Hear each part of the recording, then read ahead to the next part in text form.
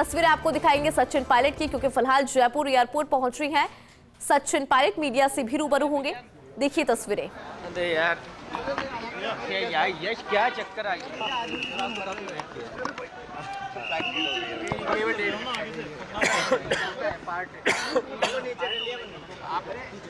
थोड़े माइक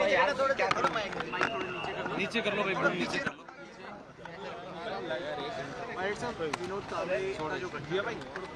पीछे क्या होना यार, तुम लोगों का कुछ सिस्टम ही नहीं है किसी का यार। सबसे पहले तो नागपुर में एनसीपी के जो नेता हैं, पूर्व गृह मंत्री अनिल देशमुख, उनके ऊपर एक जानलेवा हमला हुआ।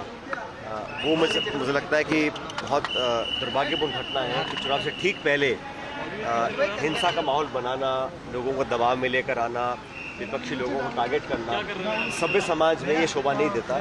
और मुझे लगता है कि इसकी भी जांच होनी चाहिए कि कौन तत्व थे जो इस पूरे हमला करने के पीछे थे।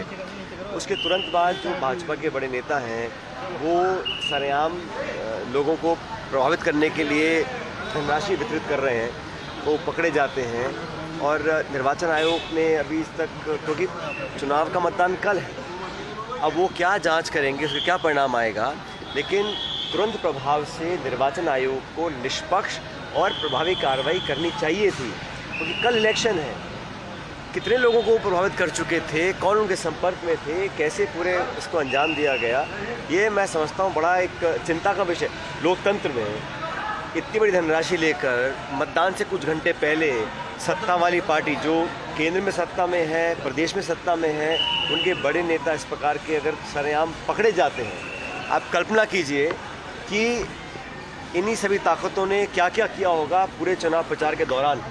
और झारखंड और महाराष्ट्र, जहां पर मतदान कल संपन्न होगा, दोनों प्रदेशों में इंडिया अलायंस बहुत मजबूती से आगे बढ़ रही है।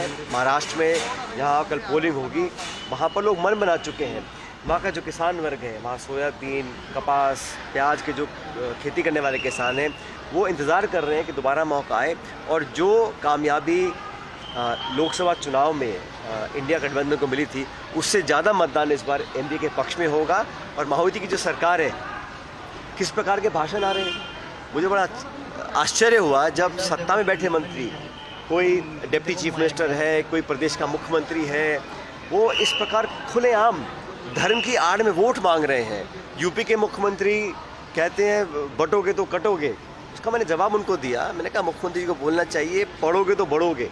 ये संस्कार नई पीढ़ी को देने चाहिए। एक राज्य का चुनाव जीतने के लिए आप इस प्रकार का माहौल देश में फैलाना चाहते हैं, ये दिखाता है कि आपकी रिपोर्ट कार्ड में आप फेल हैं, आप डिलीवर नहीं कर पाए हैं। और ये डबल इंजन की बात करते हैं। महाराष्ट्र में इनकी सरकार है, सरकार कैसी बनी सब जानते हैं, और आपस में खिंचाव है। वहाँ पर दो मुख्यमंत्री हैं। आज तक भी सत्ताधारी गठबंधन ने ये घोषणा नहीं करी कि सिटिंग जो चीफ मिनिस्टर है वो आगामी मुख्यमंत्री बनेंगे कि नहीं बनेंगे। तो बहुत ज़्यादा वहाँ खिंचाव है, परफॉर्मेंस जीरो है, करप्ट वो सरकार है, लोग बदलाव चाहते हैं। और मैं ऐसा मानता हूँ कि हम अच्छे बहुमत के साथ दोनों राज्यों में हम सरकार बनाएंगे। जो उपचुनाव हो रहे हैं, वायनाड में, केरल में प्रियंका जी लड़ रही हैं, बाकी राजस्थान में है, यूपी में, हर जगह उपचुनाव है, वहाँ पर भी हमारी पार्टी का परफॉर्मेंस बहुत अच्छा रहेगा। महाविकास अघाड़ी कितनी वहाँ पर प्रबल है, किस तरह की जो माहौल वहाँ पर देखा गया महाविकास? कुछ महीने पहले जो लोकसभा के परिणाम आए थे, आप अगर उसका सिर्फ आकलन करें कि कितनी विधानसभा सीटों में हम लोग लीड कर रहे थे, तो बड़े अच्छे बहुमत के साथ हम सरकार बनाने वाले हैं। महाविकास अघाड़ी का हमारा जो 5 गारंटी हैं, हम लोगों ने जो एजेंडा रखा है, जो हमारे उम्मीदवार हैं, जो हमारा कैंपेन रहा, और जिस प्रभावी तरीके से राहुल गांधी जी ने, प्रियंका जी ने रोड शोज़ किए, जो भीड़ आई थी, मुझे देखकर तो ये मैं आसानी से कह सकता हूँ कि माहौल हमारे पक्ष में है, और जो मतदान कल होगा वो भी हमारे पक्ष में ही होगा।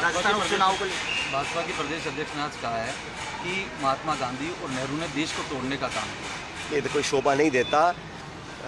एक प्रमुख दल है बीजेपी, वहाँ के प्रमुख नेता हमारे उन पुरुषों को जिन्होंने सब कुछ अपना कुर्बान किया देश की आज़ादी पे, देश के प्रथम प्रधानमंत्री थे, राष्ट्रपिता थे, अगर ऐसा कहा है बड़ा दुर्भाग्यपूर्ण है। तुरंत उनको माफ़ी मांगनी चाहिए। मैं तो बल्कि कहता हूँ इसमें जो भाजपा का शीर्ष नेतृत्व है उनको माफ़ी मांगनी चाहिए। अगर भाजपा के किसी भी व्यक्ति या नेता ने महात्मा गांधी या हमारे राष्ट्रपिता महात्मा गांधी या नेहरू जी के खिलाफ ऐसी बात की है, ये शोभा नहीं देता। और पूर्वजों को गाली देना कोई नई बात नहीं है, लेकिन थोड़ा बहुत इतिहास को सम्मान देना चाहिए और वर्तमान की अपनी फ्रस्ट्रेशन और भड़ास निकालने के लिए आप पिछले युग के जो स्वतंत्रता सेनानी थे, जो फ्रीडम फाइटर्स थे, उनको बुला भरा कहना अगर कहा है तो बड़ा गलत कहा है। बीजेपी के प्रदेश प्रभारी राधा मोहन क्लीन चिट दे रहे हैं विनोद तावड़े को, कह रहे हैं कि बोले राष्ट्रीय महामंत्री का भी पैसे लेकर के थोड़ी जाता है, बोले मैं भी हूँ। मुझे पता नहीं कि कौन किसको क्लीन चिट दे रहा है, लेकिन ये सरकार का सिस्टम ही ऐसा है, जो तो उनकी परछाई में काम कर रहे हैं उनको तो बिना जांच के क्लीन चिट, और जो उनके वैचारिक विरोध में रहते हैं उन लोगों को बिना तथ्य के आरोप लगाना, उनका चरित्र हनन करना, ये तो आम सी बात है। लेकिन देश सब देख रहा है, महाराष्ट्र की जनता देख रही है, और मैं उम्मीद करता हूँ कि इस देश का निर्वाचन आयोग भी देख रहा होगा, क्योंकि सिर्फ नोटिस या आदेश देने से नहीं काम बनेगा। कल मतदान है, उनको प्रभावी कार्रवाई करनी चाहिए ताकि लोगों को लगे इस देश में जमहूरियत का इकबाल है, लोकतंत्र में पारदर्शिता दिखानी पड़ती है। निर्वाचन आयोग एक संवैधानिक संस्था है, उसको अपने काम से, अपने रवैये से, अपने एक्शन से लोगों का अंदर एक कॉन्फिडेंस बनाना चाहिए। अगर इतना होने के बावजूद भी कुछ नहीं करती है इलेक्शन कमीशन, मैं समझता हूँ बहुत दुर्भाग्यपूर्ण होगा। लेकिन मैं फिर कहता हूँ, मेरा भरोसा देश की जनता पे है, महाराष्ट्र के लोगों के ऊपर है, वो सब देख रहे हैं और सही निर्णय करेंगे। सर, एसडीएम जो पड़कांड हुआ उसको लेकर क्या कहेंगे? धीरज गुर्जर ने भी मैं कहता हूँ, राजस्थान हो, देश का कोई कोना हो, कोई भी व्यक्ति, विशेष रूप से जो लोग राजनीति में हो, कोई भी कारण रहे, किसी पर आक्रमण करते हैं या किसी पर हिंसा का अंजाम देते हैं, उसको कौन ठीक है? मैं तो उसको बिल्कुल गलत मानता हूँ। कोई व्यक्ति हो, किसी दल का हो, अगर आप हिंसा का सहारा लेके आगे काम करना चाहते हैं तो उसका कोई समर्थन नहीं कर सकता। मैं कह रहा हूँ दोबारा आपको, कोई व्यक्ति को अगर हिंसा का सहारा लेते हैं उसका मैं खंडन करता हूँ, उसको कभी हम इस समाज में टॉलरेट नहीं किया जा सकता। लेकिन ये लागू होता है सरकार के ऊपर भी। सरकार, प्रशासन, पुलिस ने गांव में घुस के जो